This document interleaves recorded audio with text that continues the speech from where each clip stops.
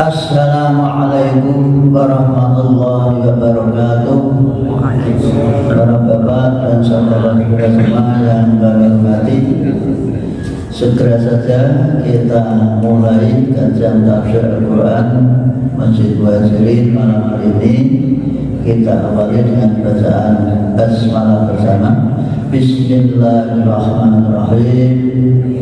Innal hamdalillah wassalatu wassalamu ala Rasulillah Muhammadin ibn Abdillah wa ala alihi wa sahbihi wa wala amma ba'du. Qala Allah ta'ala a'udzu billahi minasyaitonir rajim. Bismillahirrahmanirrahim. Dzalikal kitabu la raiba fihi hudal lil muttaqin wa nunazzilu minal Qur'an ma huwa shifaa'un wa rahmatul lil mu'minin. Allah menjelaskan kepada kita semua bahwa kami menurunkan Al-Quran itu sebagai penawar obat bagi hati orang-orang yang beriman, sekaligus sebagai rahmat wujud kasih sayang Allah kepada orang-orang yang beriman. Maka kita sambut malam hari ini dengan berusaha untuk bisa membaca, mengerti, memahami, selanjutnya dioperasionalkan dalam kegiatan sehari-hari, namanya diamalkan. Semoga keinginan kita diijabahi oleh Allah SWT. Amin ya rabbal alamin. Salawat dan salam untuk Nabi besar Muhammad SAW, keluarganya, sahabatnya, dan seluruh pengikutnya sampai akhir zaman. Jadi kita ini sebagai pengikut Muhammad senantiasa didoakan oleh orang Islam yang lain. Maka minimal setiap hari Jumat imam selalu berdoa untuk kita semua. Allahumma ighfir lil mu'minina wal mu'minat wal muslimina wal muslimat al ahya'i minhum wal amwat. Di samping itu, seandainya tidak ada seperti itu, kita pun sudah mohon kepada Allah agar kita semua senantiasa diberi keselamatan ya Allah. Setiap sholat mesti 9 kali kita mengucapkan, karena setiap tahiyat sholat itu yang tahiyat 2 kan 4, yang 1 subuh, berarti kan 9. Maka berucaplah assalamu alaina wa ala ibadillahis sholihin.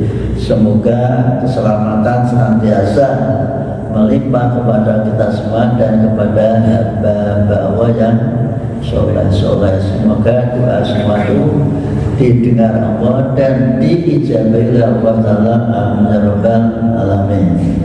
Langsung masuk pada materi, itu surat At-Taubah ayat 61. Kita baca Fatihah bersama.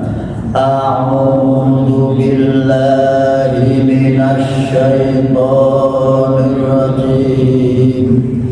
Bismillahirrahmanirrahim. Alhamdulillahi rabbil alamin. Ar-Rahmanir Rahim. Maliki yaumiddin. Iyyaka na'budu wa iyyaka nasta'in. Ihdinas siratal mustaqim. Siratal ladzina an'amta 'alaihim ghairil maghdubi 'alaihim waladdallin. Amin. Wa minhumul ladzina yu'dzunan nabiyya wa yaquluna wa udun. Qul udunu khairil lakum yu'minu billahi wa yu'minu lil mu'minina wa rahmatul lil ladzina amanu minkum. seandainya dengan orang kuat bisa berhenti pada lil mukminin. Contoh, qul udunu khairil lakum yu'minu billahi wa yu'minu lil mu'minin wa rahmatul lil ladzina amanu minkum. Karena di sini ada wawu, boleh wawu ini diasapkan dengan udunun, maka kita boleh berhenti pada lil mu'minin. Walladzina yu'duna rasulallahi lahum adzabun alim. Namun demikian, seandainya ingin membaca satu ayat tanpa berhenti juga boleh, tergantung nafas kita. Namun yang penting tidak mencuri nafas di dalam membacanya. Monggo. Wa minhumul ladzina yu'dunan nabiyya wa yaquluna huwa udun. Qul udunu khairil lakum yu'minu billahi wa yu'minu lil mu'minin wa rahmatul lil ladzina amanu minkum walladzina yu'duna rasulallahi lahum adzabun alim. Mulai lagi. Wa minhumul ladzina yu'dunan nabiyya wa yaquluna huwa udun. Qul udunu khairil lakum yu'minu billahi wa yu'minu lil mu'minin wa rahmatul lil ladzina amanu minkum walladzina yu'duna rasulallahi lahum adzabun alim. Ini masih menjelaskan sifat-sifat atau sikap orang-orang munafik terhadap Nabi khususnya dan terhadap umat Islam pada umumnya. Ayat 59 dikatakan bahwa orang munafik itu sukanya mencela terhadap sikap Nabi. Ada pembagian zakat, kemudian dicela yang tidak dapat, dan itu kok belum dapat, yang lain kok dapat, sama-sama pengikut Nabi Muhammad. Itu sifat orang munafik, sukanya mencela terhadap tindakan Nabi, padahal sikap tingkah Nabi itu dibimbing oleh Allah Subhanahu wa Ta'ala, bahkan maksum, tidak mungkin beliau berbuat salah, atau bahasa Jawanya Bang Cili Bang Silakan apa? Bang Cili Bang Silakan. Jadi istilahnya membeda-bedakan pengikutnya tidak. Tapi insya Allah sidik, jujur. Kemudian untuk mempertegas itu dinyatakan dalam surat tadi apa, atau ayat 60, yang mendapat hak sedekah zakat itu inilah orang-orangnya. Kalau agar yang tidak merasa masuk kategori 7 atau 8 ini menjadi artinya bersih, tidak meri, tidak iri. Inilah namanya cara Allah membersihkan hati umat Islam. Maka hakikatnya kita ngaji itu menyuci hati kita. Jangan-jangan di hati kita ada sifat-sifat yang demikian, suka iri, suka meri. Ini yang harus dimengerti kita semua. Maka kita jelaskan lagi. Wa minhu, dan sebagian orang-orang munafik, yaitu orang yang punya sifat tadi negatif, sengking. Alladzina, ada orang-orang, ada mereka. Alladzina itu namanya isim mausul, kata sambung kalau ada isim bertemu dengan fi'il. Nah, minhum itu ada isimnya hu, kata ganti nama ketiga jangan. Kemudian ketemu yuduna, maka harus disambung dengan kata alladzina. Ini namanya isim mausul, kata untuk nyambung. Sebagian dari mereka ada orang-orang yuduna yang selalu menyakiti hati an-nabiyya kepada nabi. Sikap itu selalu celkit, ngerasani, selalu maitu, mencela apa yang dikerjakan oleh nabi. Wa yaquluna, dan mereka mengatakan, memberi label kepada nabi, wa udun, ia itu sukanya mendengarkan saja. Karena nabi punya sifat yaitu suka mendengarkan kalau ada orang menginformasikan suatu. Bagaimana anak kita sendiri ono wong ngomong ora dirungokke, kira-kira sering atau ngomong apa tidak digape. Maka ini pun menjadi pelajaran bagi kita orang yang beriman itu, kalau ada orang lain ngomong bicara supaya didengarkan, diperhatikan, jangan diabaikan. Walaupun saya ngomong itu maaf, sekalipun keluar dari mulut orang yang tidak pantas, katakan orang yang tidak punya, tetap kita dengarkan karena memberikan informasi. Ini pelajaran bagi kita. Nabi punya sifat seperti itu.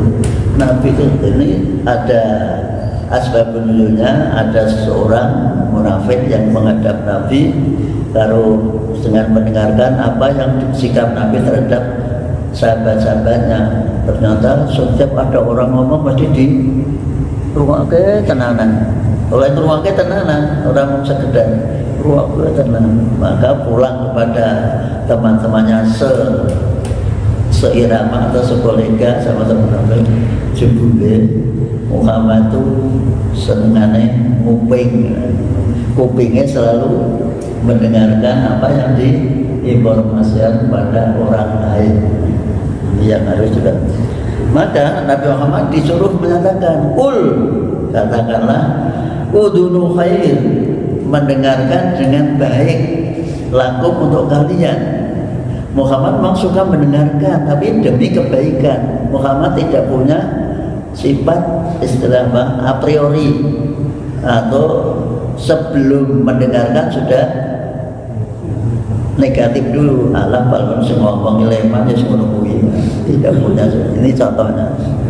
Ngomong privat ya seperti itu, hanya anak saja, tidak ada. Nah ini kita perhatikan, walaupun anak kita sendiri yang kecil, laporan ngomong dari sekolahan jadi perhatikan, apalagi istri kita.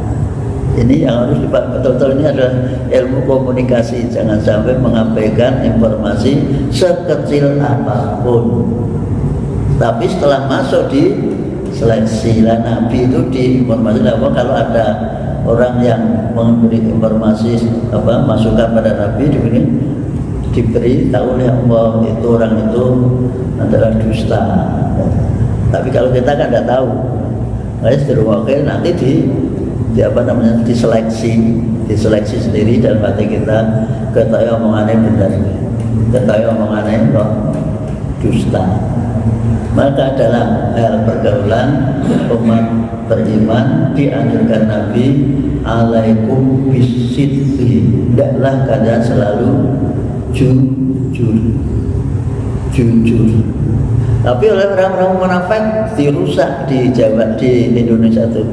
Jujur menurut teori, jujur itu mujur, tapi dirusak menjadi jujur ajur lah. Itu seperti yang dipakai oleh Pak Sambu. Nah jujur kan malah ajur, salahnya ketok kabeh, maka berusaha untuk tidak jujur. Ini pelajaran, bukan menyalahkan, tapi ini pelajaran bagi kita. Kadang-kadang orang tuh inginnya menutupi kesalahannya, justru malah kejebak rekayasa sendiri.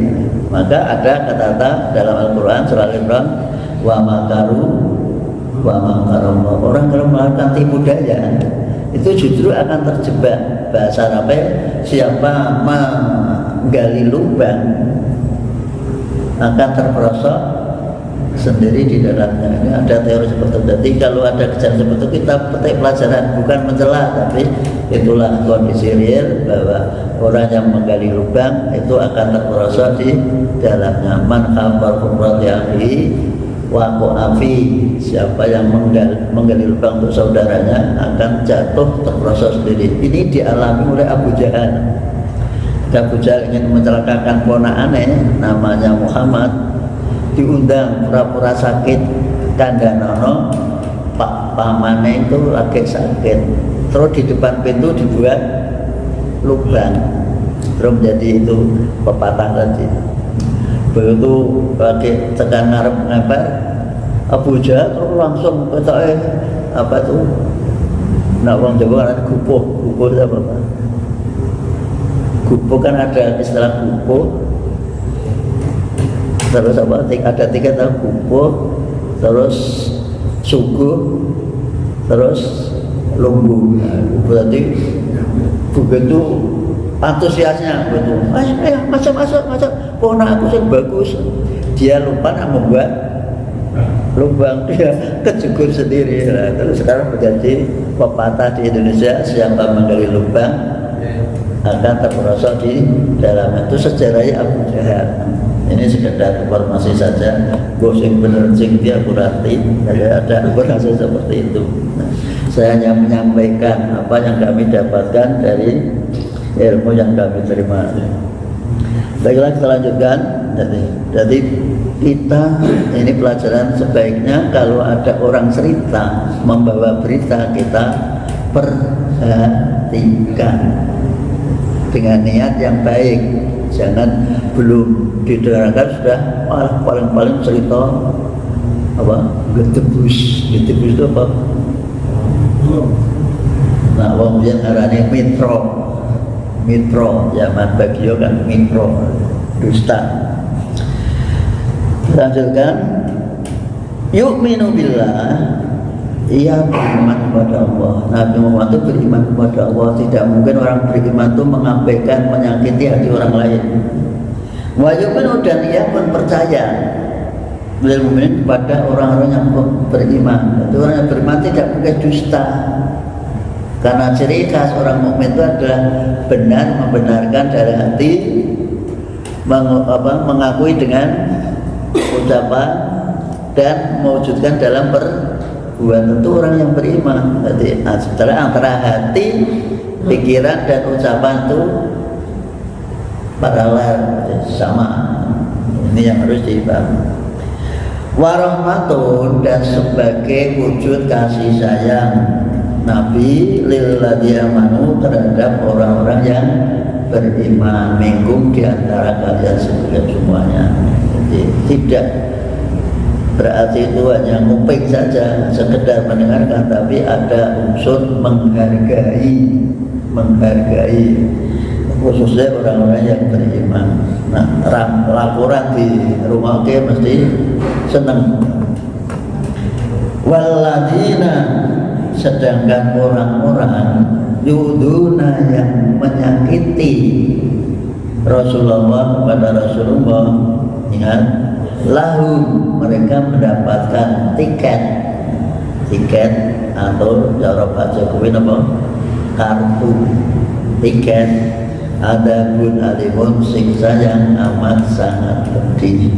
Maksudnya kita tidak boleh merendahkan kepada Nabi Muhammad SAW dan syiar yang dibawanya, merendahkan Ka'bah atau merendahkan sholat, merendahkan puasa itu apa?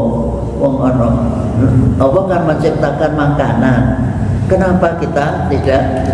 Ini kan ada kan kita tampaknya ya kan orang makanan yang anak-anak kok tidak ada dipantang, itu namanya tidak bersyukur. Sebetulnya itu kan penghinaan, merendahkan. Kata-kata itu sering terjadi seperti itu. Gusti Allah wis nyebarke, sudah memberikan rezeki di mana-mana, kok iso dadi wong melarat, ya budu-budune dhewe. Padahal ini masalah melarat dan kaya itu kan agamanya kan sudah takdir dari Allah Subhanahu wa taala. Ya. Ada ciri lagi, ciri khas orang munafik itu suka sumpah. Maka kita menghindari ojo nganti ngomong wis wong kuwi tenan. Iku ciri khas orang munafik. Jadi sekali bicara dengan orang, insya Allah harus sama mengenai kita percaya, tapi tidak perlu kita mengeluarkan sumpah. Sangat biasa. Lainnya dilanjutkan.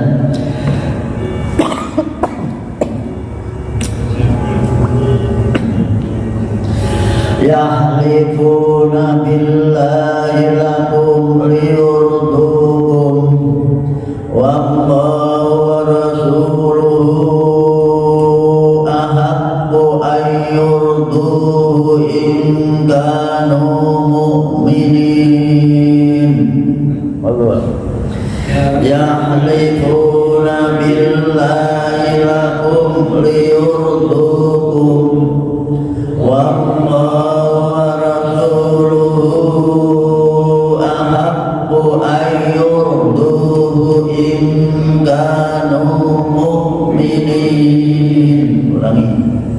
يحلفون بالله لكم ليرضوكم والله ورسوله أحق أن يرضوه إن كانوا مؤمنين.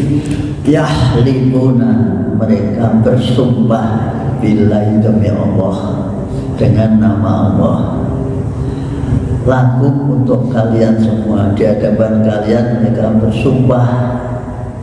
Tapi tujuannya apa? Liyurdu, tujuannya lamnya sebut lam taklil. Kalau sampai sumpah tujuannya apa? Alasannya apa? Liyurdukum, untuk membuat kamu senang, agar kamu senang, mendengarkan, agar kamu percaya kepada mereka. Maka pejabat disumpah itu tujuannya menghilangkan sifat dari munafik. Jangan-jangan ada pejabat yang munafik, maka disumpah biar dia itu bersih hatinya dari kemungkinan-kemungkinan atau rencana-rencana jahat, maka disumpah. Namun kadang-kadang sumpah itu menjadi apa Pak? Hanya sebagai lip service saja. Tujuannya awal adalah agar orang tidak melakukan penyimpangan, karena sudah bersumpah dengan nama Allah. Luar biasa, karena sudah menggunakan nama Allah, jangan sampai Allah diganggu mainan. Tapi fakta di lapangan berbeda. Karena apa? Ada pihak ketiga yang selalu mempengaruhi kita, namanya siapa? Setan atau iblis. Itu sudah terjadi dan diijabahi oleh Allah. Silahkan kamu goda semua pengikut Adam. Tapi dia menyatakan, aku tidak bisa menggoda orang yang muslih, orang yang ikhlas berbuat karena Allah. Maka menjaga supaya tidak digoda itu kita senantiasa dianjurkan, walaupun sholat itu dianjurkan membaca a'udzubillahi minasyaitonir rajim. Termasuk membaca Quran itu baik, niatnya baik, tapi jangan-jangan hati kita niatnya tidak baik, hanya ingin mencari kelemahan dalam Al-Quran. Maka Allah memberikan rambu-rambu agar setiap baca Quran membaca a'udzubillahi minasyaitonir rajim. Termasuk dalam sholat, karena akan membaca Fatihah, diberi cara sebelum baca Fatihah. Fatihah kan Al-Quran, maka bacalah a'udzubillahi minasyaitonir rajim, walaupun dengan pelan-pelan. Tapi ada sebagian kelompok yang ta'awudnya dibaca keras. Saya pernah itu sholat di mana itu ternyata a'udzubillahi minasyaitonir rajim, bismillahirrahmanirrahim. Boleh tidak? Boleh, tapi tidak disunnahkan. Tidak batal, tapi tidak Nabi tidak pernah melakukan seperti itu. Wallahu, mengapa kami berhenti di sini? Sebab ini sudah kalimat sendiri. Wallahu disebut wawunya wawu hal, dimulai lagi. Sedangkan Allah wa rasuluhu dan utusannya ahakku lebih berhak, lebih pantas dulu untuk mereka itu mencari ridhonya, bukan untuk manusia. Maka kita selalu mencari ridho hanya kepada Allah Subhanahu wa Ta'ala. Sebab ridho manusia itu nisbi, sekarang suka, besok sudah berubah. Tapi ridho Allah selalu ada pada kita semua, disebut ridwanullah. Tapi ini namanya syaratnya, kalau memang karena mereka semua adalah beriman. Kalau orang beriman yang dicari itu hanya Allah. Sedangkan orang yang tidak iman yang dicari itu apa? Orang Indonesia makan camu. Apa itu Pak camu? Carimu muka kepada atasannya. Bedanya kayak gini, orang yang munafik itu yang kan selalu menyanjung-nyanjung atasannya agar nanti mendapatkan posisi job. Sedangkan orang yang beriman berbuat, bekerja karena Allah sesuai dengan SOP kan gitu. Itulah bedanya munafik dengan tidak. Maka marilah kita membersihkan hati pikiran kita bersaudara karena Allah, berpisah karena Allah, ketemu juga karena Allah. Itu ada pesan Nabi 7 golongan yang pernah sampaikan Pak Mesik, sab'atun dirumah ada 7 golongan yang akan mendapatkan naungan pada waktu hari kiamat, yaitu satu diantaranya imam yang adil, kemudian orang yang hatinya terikat dengan masjid, terus lagi takmir, tasat latif takmir itu adalah artinya terikat pada masjid, jangan sampai tidak datang ke masjid. Jadi jangan termasuk yang akan mendapat tiket naungan dari Allah Subhanahu wa Ta'ala. Yang kedua, 2 laki-laki yang bersaudara, ketiganya bertemu, kumpul dalam satu ruang juga karena Allah.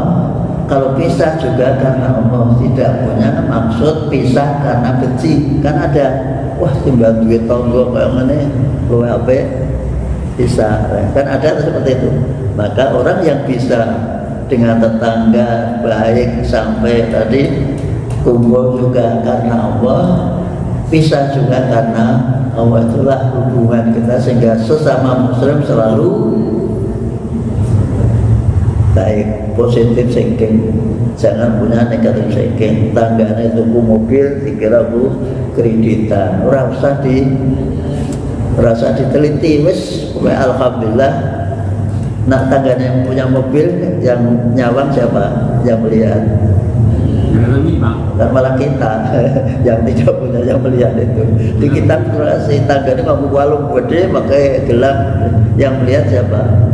Itu kita menikmati, mata kita bisa nikmat, bisa melihat orang memakai pakaian yang indah-indah. Itu cara membersihkan hati pikiran yang negatif, yaitu iri. Selalu negatif kepada orang lain, itu namanya iri.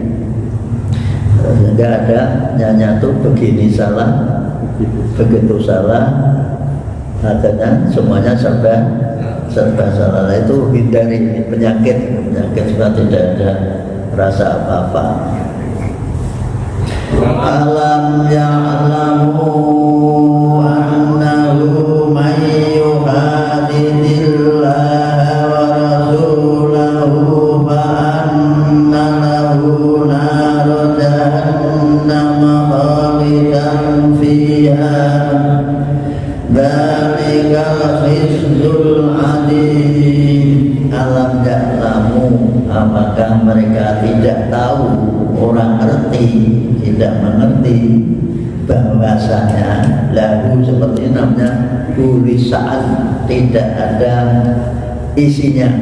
Sesungguhnya man, karena mulai man itu menjadi mubtada, maka siapapun dia yuhadidhi, yang menyakitkan dan memusuhi, membenci Allah dan Rasulnya, maka berarti dia sudah pesen tiket untuk masuk neraka jahanam. Maka oleh ahli fikih, orang yang main-main dengan ucapan Al-Quran atau membenci atau memainkan nama-nama Allah dengan bahasa yang merendahkan nama Muhammad dengan bahasa merendahkan, maka dia termasuk sudah keluar dari Islam, disebut murtad. Walaupun kondisinya dia Islam, tapi kalau sampai mengata-ngatai Muhammad dengan Mamat, halo Mamat, atau orang atau ketemu Gusti Allah kok bersaksi kan kudu ketemu. Ini kan banyak seperti itu. Jadi, Muhammad itu apa? Apa itu Pak? Nah menurut itu Cina itu ya apa itu? Itu kan hiper apa? Hipersek. Bukti ini bujune 9. Mereka tidak berpikir bahwa Muhammad istri 9 itu karena melindungi wanita yang berjuang, istri suaminya berjuang mati karena membela agama. Coba orang yang bicara sendiri atau kita punya istri usia 20 tahun, kemudian poligami dengan wanita yang usia 60 tahun. Tujuannya apa? Dengan kerso. Mau enggak dalam Pak Edi? Nah, kita kan kadang-kadang poligami kan karena nafsu. Bojone umur 9 tahun golek daun muda, usianya 20 tahun. Nah ini namanya nafsu. Sedangkan Nabi, istri yang tua itu usia 20 tahun, tapi istri mudanya umur 60 tahun. Terus dibuat untuk apa? Ini yang harus dipahami betul-betul supaya kita tidak salah tafsir terhadap keberadaan Nabi Muhammad. Untuk poligami itu tidak ada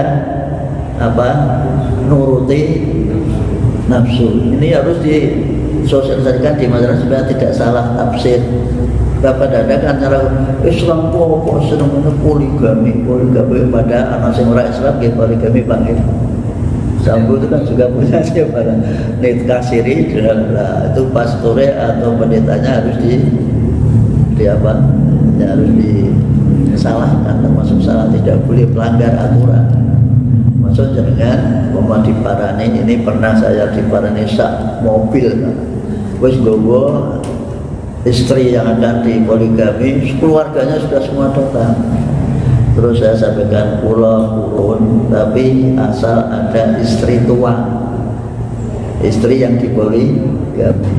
Gambaran mungkin Pak, lagi pulau turun nikah, tapi nah, itu namanya cara menolak halus. Tapi aku mau dosa, itu malah kadang-kadang sok suci, dia berbanding sok suci. Itu kan untuk itu sekali menghindari nilai-nilai negatif yang diberikan. Itu untuk itu sekali lagi, marilah kita berusaha dengan bahasa yang bijak sana agar tidak menyakiti orang yang sedang mengikuti nuruti nafsunya. Itulah kondisi real di masyarakat. Maka Bapak sebagai tokoh-tokoh hati-hati kalau didatangi orang minta tolong untuk nikah siri. Itu Pak, terima kasih, semoga ada manfaatnya. Marilah kita akhiri bersama dengan bacaan hamdalah. Alhamdulillah. Amin. Assalamualaikum warahmatullahi wabarakatuh.